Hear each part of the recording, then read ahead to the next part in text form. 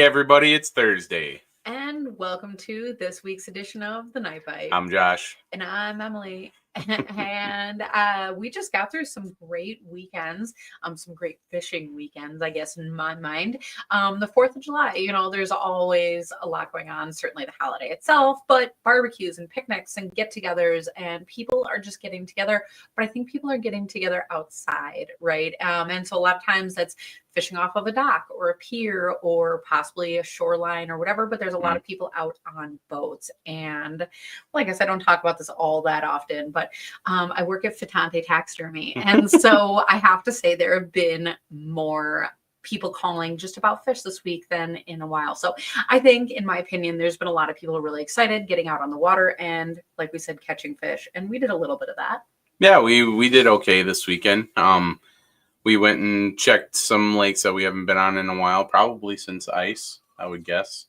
And yeah, it was a good day. You caught a lot more fish than I did. So well, and you say day, and I'm talking about fishing weekend. And so the funny distinction there is, we've had, first of all, a lot of kind of, dare I say, crazy weather. I don't know if it's actually been all that crazy, right? But not a very consistent pattern. We've had some days that were really, really warm. We had some days that were really pretty rainy, and everything in between. And so, we're seeing a lot of our water bodies really warm up. We are in summer water temperatures now. And I think depending on where we are with the rain going through is where those temps are, right? So we're seeing like little spikes up with the heat, and then it rains and kind of moves things around. So I think at this point, fish, when I say fish, panfish, are mostly spawned out all the way, hopefully in the Northwoods all the way, right? But I did hear a report of somebody catching a bluegill that was still full of eggs just less than a week ago. So I was surprised about that, but you never know. And I guess as far as when we went out, we were looking all over. We did all right. Yeah, I mean we did a little bit of poking around. We had I would say that the trolling bite for us hasn't really started yet. Maybe this weekend would be a good test of that. But yeah, we did a lot of near shore and mid depth fishing, just depending on what time of day it was. The fish kind of moved out and then they kind of moved back in, and we had some clouds early in the day, and then late in the day we had a lot more sun, and we kind of transitioned from like a pretty impressive largemouth bite for us, because it was that lake, because usually, we're fishing for crappies and bluegills, but once that sun came out, then we really transitioned into more bluegills. Emily caught a couple pumpkin seed. We actually started getting a few more crappies towards the later in the afternoon. So I just, it's just playing the game. Emily started out with a color and it worked, and I went through a couple colors, and finally we just ended up throwing the same thing because I was sick and not catching anything. But yeah, and you caught a couple things on different colors. I did catch a few things on, and it ranged anywhere from black to chartreuse to purple to, I think we landed on pink. We talk a lot about pink on the channel. That's a really good color, especially for panfish, I feel like, but mostly fish in general. So yeah, it was a pretty decent day, just casting and retrieving bobs. There you have it. And I guess some of our weather temperatures have felt a little bit like Florida. We have Brent checking in from real, actual Florida. But no matter where you are, we are live here on Facebook. Or if you are busy this summer and you are traveling around, make sure to check these episodes out in podcast, wherever you listen to your podcasts. Also YouTube. I guess I always forget that. So with that, any comments, questions, whatever, leave that in the comment section because we'll chat about that. Or if you have a fishing report, I always love to hear that as well. But otherwise, we have a really exciting guest here tonight. So let's bring him in. Philip, thank you so much for being here. Hey, guys. Hey. So the cool thing is we are just kind of meeting you here tonight. And so this has been great. Can you introduce yourself? Tell us a little bit about yourself. I'm here in Oklahoma, and I'm one of the creators of Slabb Stopper crappie breaks. I also cover a lot of other things on my sites. But our main objective right now is we've been pushing crappie breaks for about the last 6 months. Me and my co-partner, we started about 2 years ago, and we finally launched. He ran prototypes for almost about a year, and now we've actually started selling about the last 6 months. And we're still slow. I mean, we're still little, but our prices are really, really reasonable compared to a lot of the other people out there. Our main goal when we came on board was to make them so that every average person could get them without spinning an arm and a leg. Since the invention of LiveScope, everything to do with LiveScope and anything around it, the market has been so drastically marked up. So when we came through with starting to build brakes, one of our biggest assets was being low. Our nearest competitor is over $1,000 more than we are. Um, the other thing that we wanted to focus on was customization. The first boat that I ever installed brakes on, he had a ladder, and everybody he talked to said you got to pull your ladder off to have them. And so I went on and made a venture out of it, and it took me about a month, and I finally created a bracket that would allow him to use his ladder and keep his ladder, and then that's when the slab stoppers started. So we're not super familiar with boat brakes up here. At least I'm not. Can you kind of walk us through what they are, and Okay, maybe I can pull up, a video in a little while. so boat brakes are trolling motors that go out of the back of the boat, and what they do is they allow you. A lot of the crappie fishermen that use live scope, they have their live scope transducer on their trolling motor, and they're scanning the waters trying to find crappie. And once they find crappie, in order to stop their boat in the past, they would have to turn their trolling motor completely around backwards and stomp on it to stop their boat. But the problem with that is that you would backwash the fish. So when you turn your trolling motor back around, the fish would be gone. So there was some brakes that were invented. They've been out on the market for about 6 years now, but they have been self-deployed brakes. So there's been a market for someone that doesn't have to go to the back of the boat to deploy their own trolling motors. So when we created ours, that was our whole goal, was to be able to have a push button remote control deployment so that you did not have to go to the back of your boat to pull a pin and deploy your brakes. And so you're able to push a button, it lowers and deploys the brakes, and then you have two stomp switches in the front, one to go forward and one to go backwards.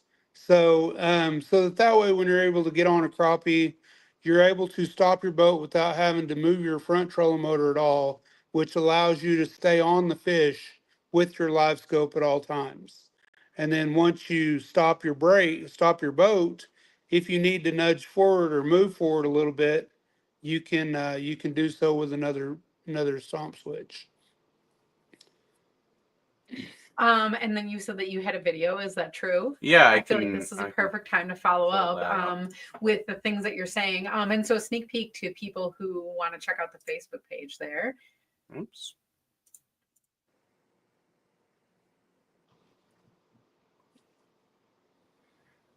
That's pretty neat.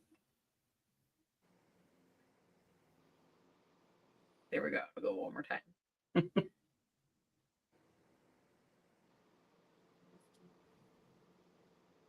So I imagine that you created this in part because you are a crappie angler. Yes. This is, I guess, really awesome. And something that is a little bit new to, I guess, me here in Wisconsin. I guess this is not the way that we would otherwise typically fish, or I haven't seen people doing this, but I can see why it is so useful. And I love how you're talking about how when you want to stop the boat, that you have to turn that trolling motor, and that that gust of water that pushes out. I think people underestimate, how much the fish can feel that. And that is such an unnatural thing to have kind of that water swooshing like that. And so people, especially with live scope, ooh, they're there. And then you turn and then it's like, where did they go? And, sometimes I think people are like, oh, crappies, they're so fast or they're so finicky, right? But I think some of those things is they are responding to their environment. So this is a really cool way to be able to have that boat control. And like you're saying, keep that graph to watch those fish because there's so much that you can learn from that. Yes. Also, like you said, the control of your boat, it really helps you a lot. I fish a lot of boat docks and marinas around here, and I'm able to stay on crappie the whole time and never once ever have to worry about my boat hitting the dock or slip or anything like that because I'm able to move either way I want to at all times. So it really helps. The other thing is that when we started this, by remote control, if ever you run into a point to where you know that there's in a stump farm, you can push a button and pull your brakes up. We also have a breakaway on the system to keep you from breaking your trolling motor. If, for say, you happen to hit a stump, there is a breakaway pin that will allow you to break the trolling motor free, and then you just go back and put another pin in it and go on down the water. You know, That's actually really excellent. Because, sometimes we would fish like the river and stuff. And, I don't care how much your body of water, sometimes you are places like the river, things shift around. Or up here when we have ice season and, sometimes after that ice breaks up and those different structure pieces that you thought were in one place might be in another. So that is really great for, I guess, peace of mind. And then the other thing that I have to laugh at myself. So maybe this was a dumb thought, but, I was thinking about, oh my gosh, my trolling motor, we have kind of a nice trolling motor on the front of our boat, right? But I was like, oh, that thing is expensive. I was like, to add that many more on the back. But that's the thing is you don't need the very top of the line trolling motor to make this work. no, our trolling motors are very low end and low budget, and that's what we built all of our system around. Our system is built around so that the average person could actually have this and do the install and everything and not have to worry about breaking the bank. The other thing is that ours is battery operated through actuators. So the other option that you have in the system would be a hydraulic system for people that have power poles. Well, a set of power poles will cost you anywhere from $5,000 to $6,000, and then you still have to pay another $2,000 to add the trolling motors to your poles. So this allows you a lot better, a lot cheaper route to go around and be able to have the remote control deployment and not have to break the bank doing so. Hey, And Jim. then you were saying that you are in Oklahoma. We're here in Wisconsin. So I'm not going to bring my boat to get this installed, right? This is something that we would do ourselves. So do I have to like measure or tell me about the install? Is this a difficult process? So we have made it as simplistic as possible. I'm able to pretty much, I have a lot of custom brackets that pretty much match a lot of different boats and a lot of different jack plates. And then once you get it in the mail, you pretty much bolt the bracket up and put everything on. It all bolts up. The wiring harness, the stomp switches, everything is completely wired up so that you can just plug and play. And we have a lot of different clips to where it has male and female ends, and we have it all set up to where you can't pretty much put the wrong wire in the wrong spot, so, and the brakes, we do everything we can possible to allow any kind of modification. And at any point in time, we've only had to send one different set of brackets since we've been doing this. We have a lot of different steps that we go through as far as making sure that we match your boat. Um, but the way the boats are this day and age, most generally your newer motors, they all have about the same bracket setup. And then your jack plates are almost the same way. They have a very common bolt up pattern. So we're able to match each bolt up pattern for every set of brakes.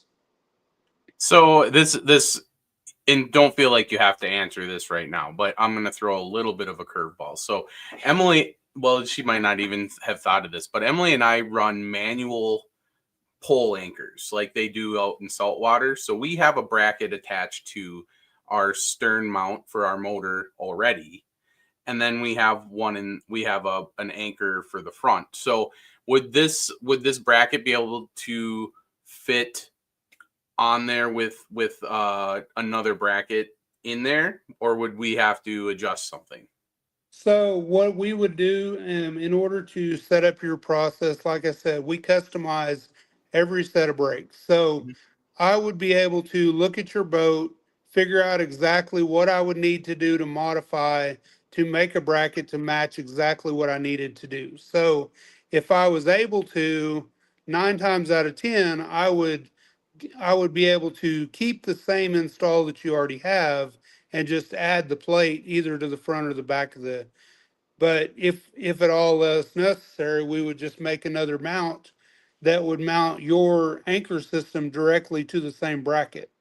So that that's the thing about us is that with customization, we're able to customize to just pretty much anything. Um, the latest one that I had an issue with was a Vexus boat. The ladder was actually probably the closest I've ever seen a ladder, but we were able to get all the way down to get it completely done. He actually had to move his ladder a little bit, but after doing a little bit more research, every person that has anything like this on their boat, they all had to move their ladder. But after some modification and me on the phone and doing all the extra work, he was able to get everything set up and going. That's very awesome. And so anybody that's out there listening, this is why Emily and I are very passionate about small businesses like this, because this is the kind of extra mile service I feel like you get from a lot of these small businesses that you might not know about, and that's why we like to share them with you. So, yeah, that's super awesome. I'm glad to hear that even with something like our setup, that would be also an option. Then I have to ask, sorry to put you on the spot. Yeah.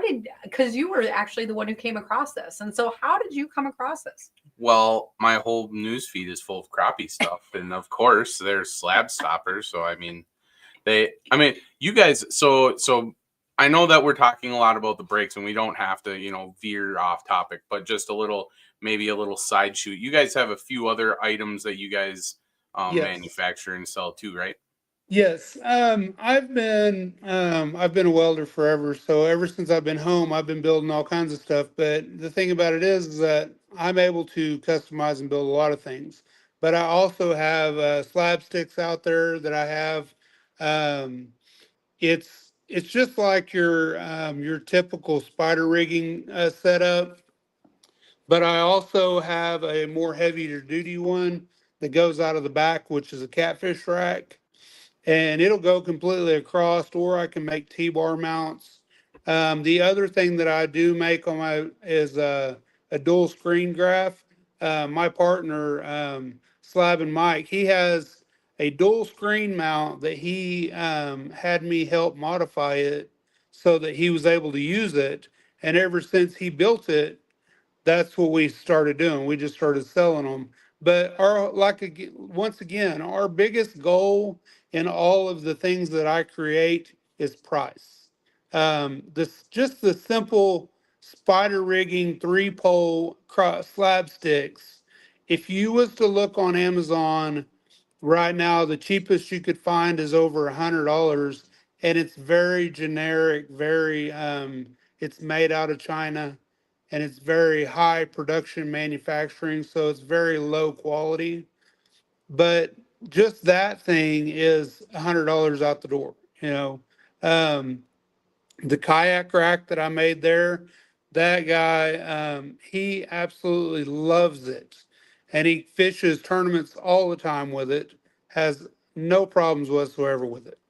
Um, But that's the thing is that when I started all this, it was about price. You know, everybody like the catfish rack that I've made, um, those things go for $400 and $500, and it's ridiculous. You know, the markup on these prices is, I mean, some people can't afford that. You know, that's why I think that a lot of people have started to make their own stuff. You know. Mm-hmm.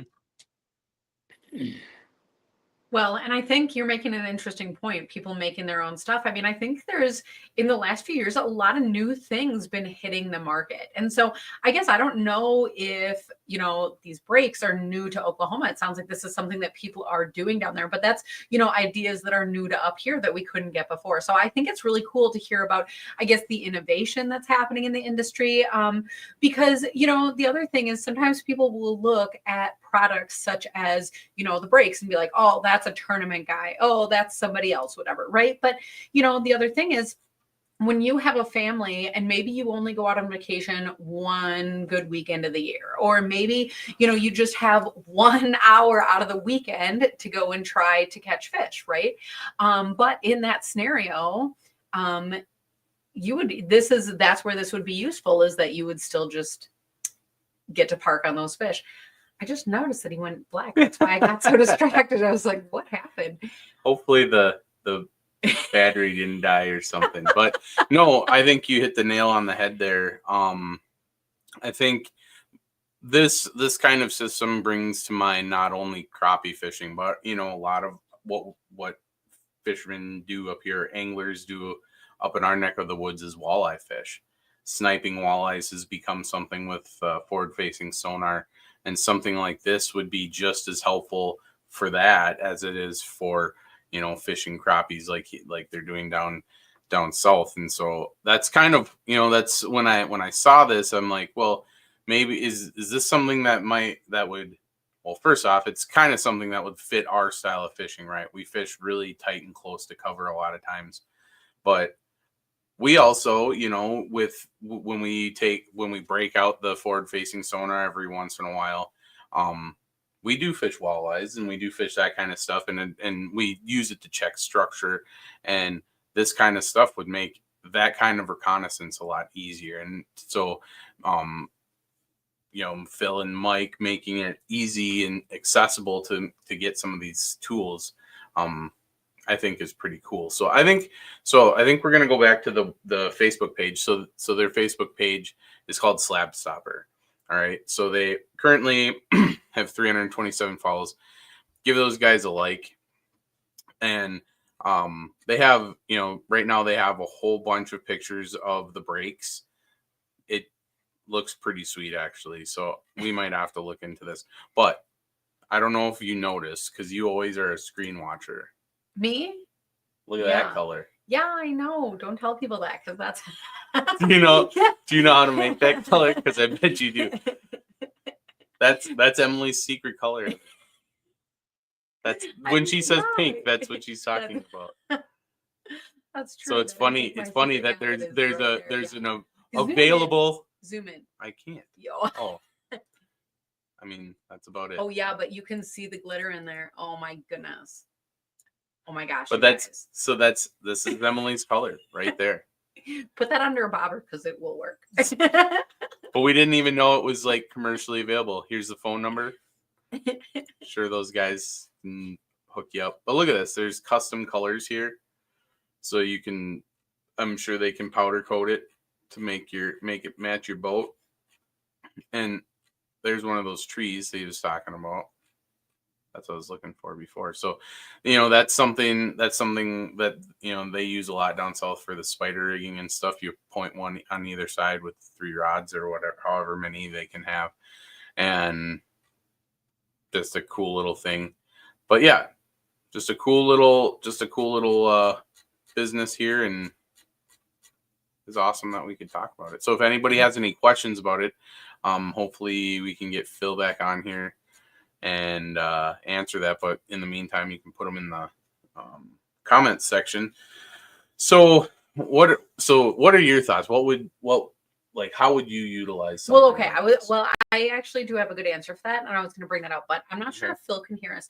Phil, if you can just like try logging out all the way and just log back in. Just reuse the link. Because I don't know, sometimes just like restarting it, sometimes that helps. Yeah. But take your time. And I guess how would I use it? Honestly, you know what I think of is the muskie fisherman. Because, you know, honestly, so often I'm watching these people. Oh, I'm seeing him come back. There we go. This is great. Hold on 1 second. I can't hear you yet. Perfect. Now we got you back. All right. Okay, awesome. Can I finish my thought really quick and then you can join right back in? Yeah, but go I ahead. see this being great for muskie fishermen because that's the thing is like I'm thinking some of these bodies of water. Yeah. I'll even throw this lake out there. I don't often do this, but Pelican Lake is a really big lake here in northern-ish Wisconsin. It's not super northern, but we're getting there. But it's known for muskie. And that's the thing is this is not super consistent weed lines always, I guess in some places, right? But sometimes you come across a weed bed or a weed edge and you just need to cast at it, you know, a few different times. You need those breaks. And, you know, muskie are sensitive, kind of like how you were talking about not blow out the crappie. You know, when you have that trolling motor and it blows out that weed lines like that, fish, the muskie, crappie, bluegill, you know, they're all sensitive to different things like that. And so, you know, aside from getting those few extra casts in, the other thing that I'm thinking about is that moment when you do set the hook, when you do catch that fish, because a muskie, especially a big one, you know, you're not just going to like reef it into the boat. Sometimes there's a fight, you know, you want to be kind to this fish as you bring it in. Right. And so when you have that minute, you're not fighting your trolling motor. You don't have, you know, so much momentum. You can just really put on those brakes. Then you can focus on fighting that fish and bringing it in. Yeah, there's a lot of great boat control that comes involved with all those. And yes, there was actually the boat brakes have been out for, like I said, about 5 years, and a lot of big tournament names, they use brakes all the time. And after I'd already created mine, um, it wasn't until I started using them, and everybody's the same way. Once you get them and you use them one time, you can't get away from them. You're just so used to having them all the time. So there's a lot of people that use them, and once you get used to them, that's all you want to do. So, but the baits, you were talking about the baits earlier. Yeah. That's on my other Facebook page, which is Flips Fishing. I custom tie all kinds of different jig lines, crappie jig lines, and I make custom baits.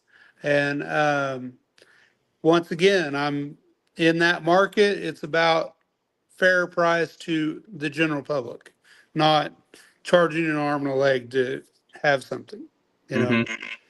So. Well, and as we're looking at those baits, honestly, there is quite a few in that bag there. So that is so funny. And that is really a super great deal. Philip would just keep losing you. But that is okay. Because I can see he knows how to do that now. We know the procedure. Well, my phone keeps ringing, unfortunately. Oh. All these orders of people so excited to come in. Yes.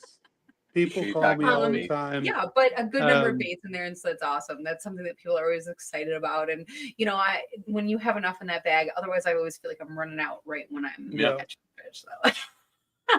Well, y'all definitely know how to get a hold of me, and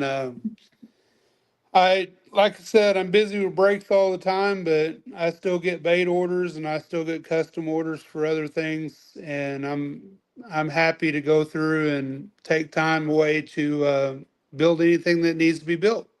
You know? That's awesome. So, okay, so earlier you were mentioning there's a couple different stomp switches that you guys have wired up to these. So you said a backwards and a forwards. Yes. And then I imagine, so there's must be three because there's one for up and down. And then No, that's a completely different setup. That is handheld remote control. Okay.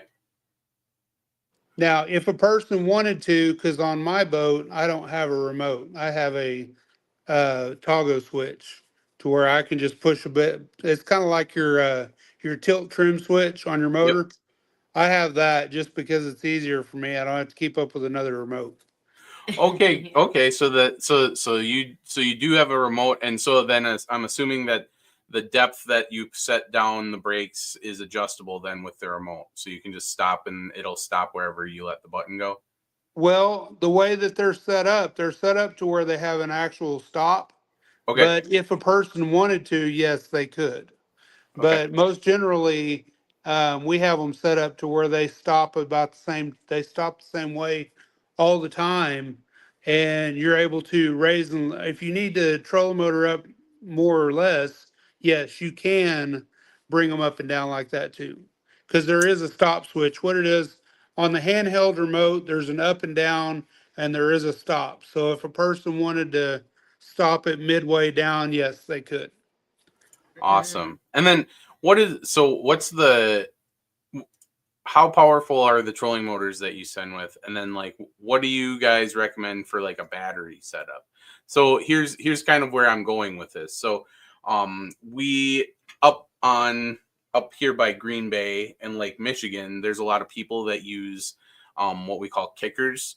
And so you use like a 5.5 or a 9.9 outboard to help your trolling motor just power through, right? But if you have 3 trolling motors on your boat, you might as well use all 3 of them if you need that extra boost and to like what we call like 4-wheel drive trolling.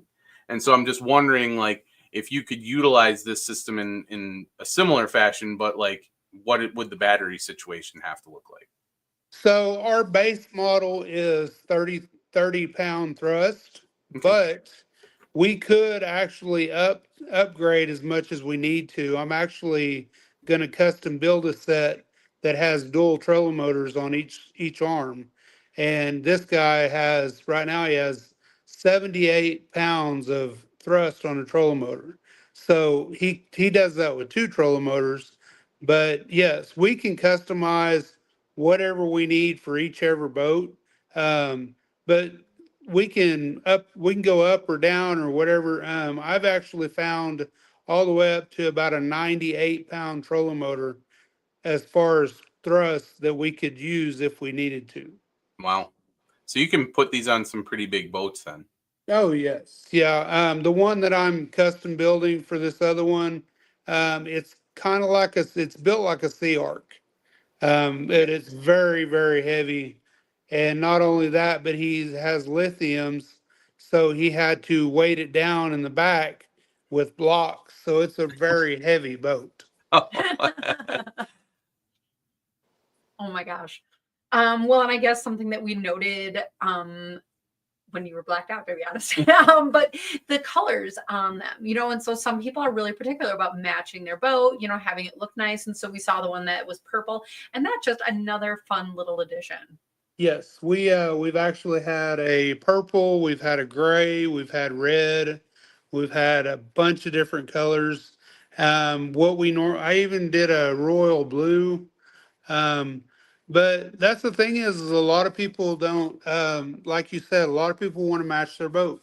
So Mhm. we are able to do that. So That's awesome. And then if somebody did not opt for a color, what is the standard? Is it just black? yeah, we do standard black, mainly because we're not high production wise yet.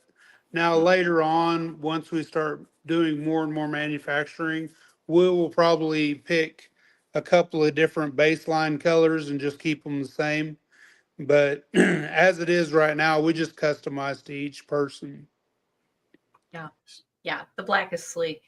Yeah. I don't know. Um, One of the things that we've been catching a lot of is some people that have self-deploy brakes or they have their own modification brakes. Um, they want to have the remote control. So we actually build conversion kits for people that don't have remote control brakes, but they have self-deployed brakes.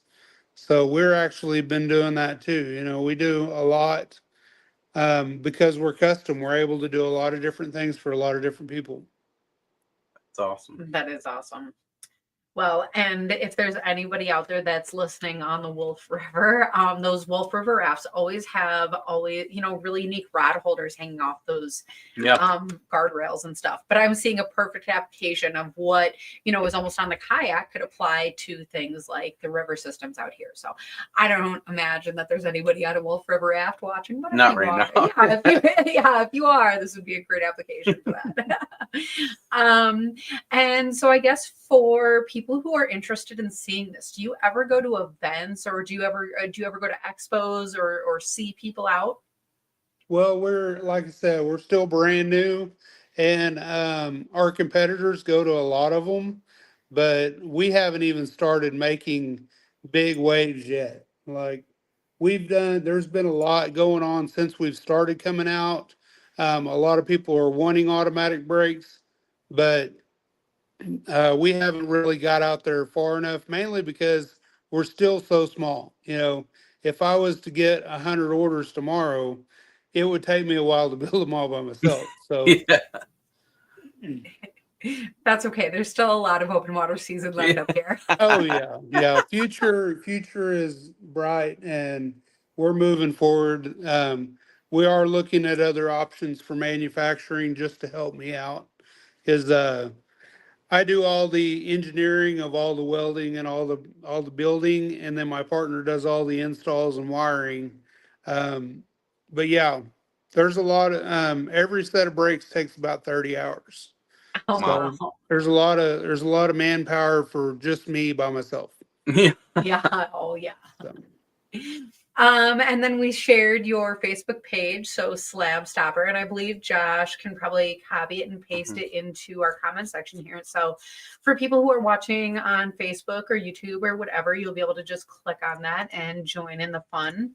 And it looks like you post once in a while and have all of your different stuff up there. So if you are looking for one of the products that we talked about here tonight, that is something that you'll be able to go and check out.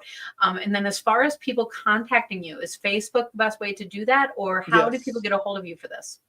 So Facebook is the easiest way for us, but we also have our phone numbers on the Facebook page, so that if anybody wanted to, they could contact us personally. But yeah, it doesn't really matter how they go about it. Once they find us, then we pretty much take it from there. So Awesome. Awesome. Yeah. All right. Well, for people at home, I know that they are going to be excited to look into this, because for some of us, this is a little bit new.